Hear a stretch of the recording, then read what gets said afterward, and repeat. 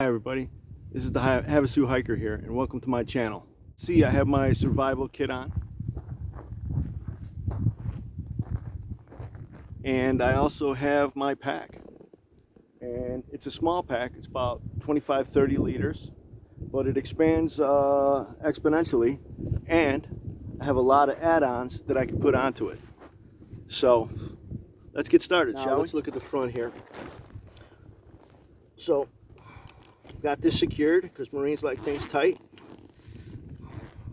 And if you'll notice, I've got this little expansion thing here, which I currently have my K-bar attached to. Let's look at what I have in this first pouch.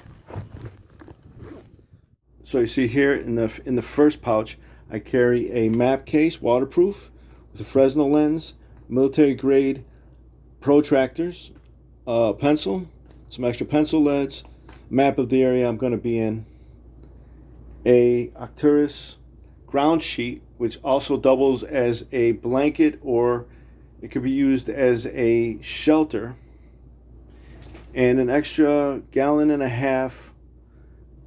water bag with a hose. And what I would need for this is some kind of purifier at the end, usually a Sawyer straw, which is not pictured here. I don't have one, but I do have this life straw.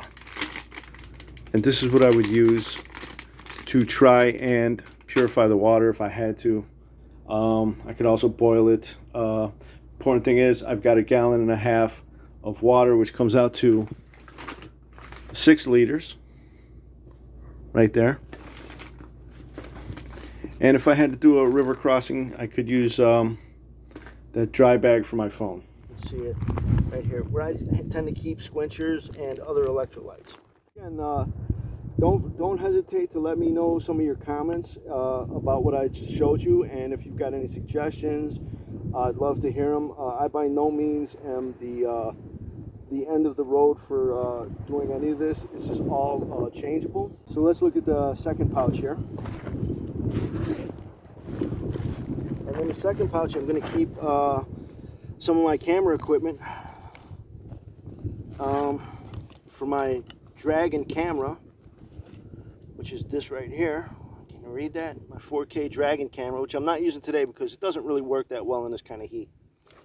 But I have all the accoutrements here and the accessories, including, again, extra cord, and that'll do it for that. Next thing I have in here is my cook kit. So let's take a look at that.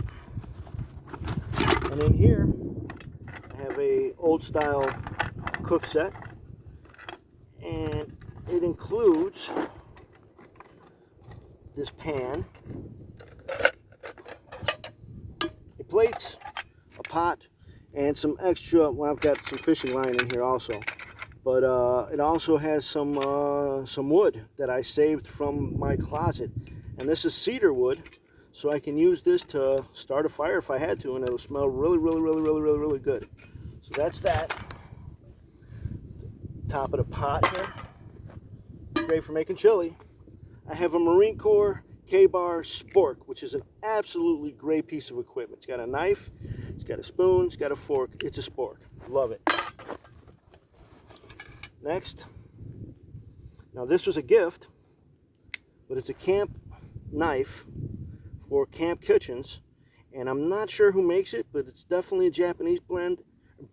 It's definitely a Japanese brand, and it's extremely sharp, and I use this for cooking out in the field.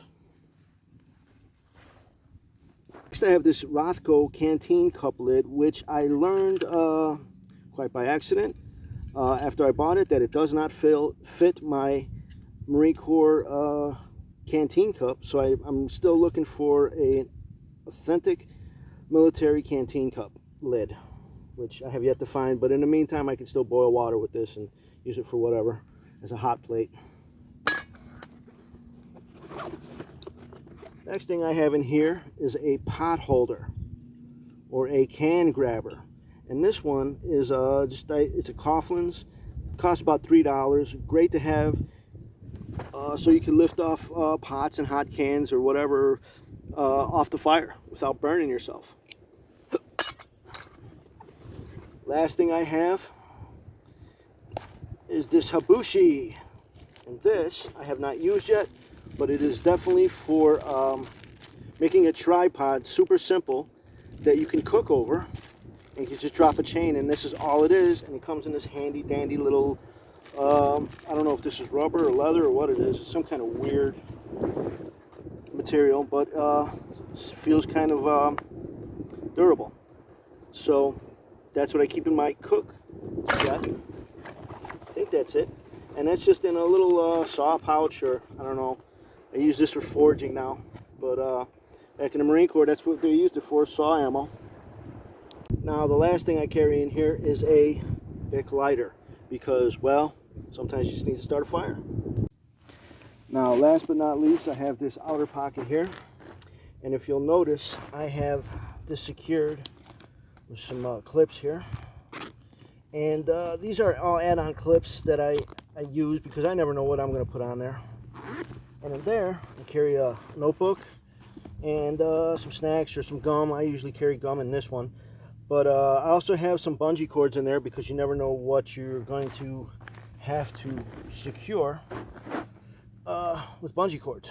So bungee cords are always great to have. I don't always carry them, but usually when I'm riding my bike. This is also my bike riding pack, so I change it out quite a bit. And that's that. So again, that's my pack, and it's once it's all secured and everything's good to go, it's quite compact, and it does the job. I can add on, like you see here, pouches, 1, 2, 3. I have another one in there, 4. I have another 2 in there actually with the camp kit. I'm not a big fan of carrying everything off the side, but this pack definitely is made for it with the MOG system. So you can mix and match. You'll notice I've mixed and matched up here on the front. I've got these add-ons for the straps that are great. They have 2 pockets here, a zipper pocket, a clip pocket, and of course I have a cell phone holder. So as you can see, this one has a pouch on the outside for the hydration pack. It also, you can carry it on the inside, and it has a hole here for the hose for the hydration pack. And for now I choose to keep mine on the outside. That's just where I like it. It's cool against my back. But you can definitely have that option to put it on the inside and carry it on from there, and use that like for a map case or whatever. And that's it. That's what I carry in my pack. Don't forget to like, share, and subscribe, and thanks for watching. And come again.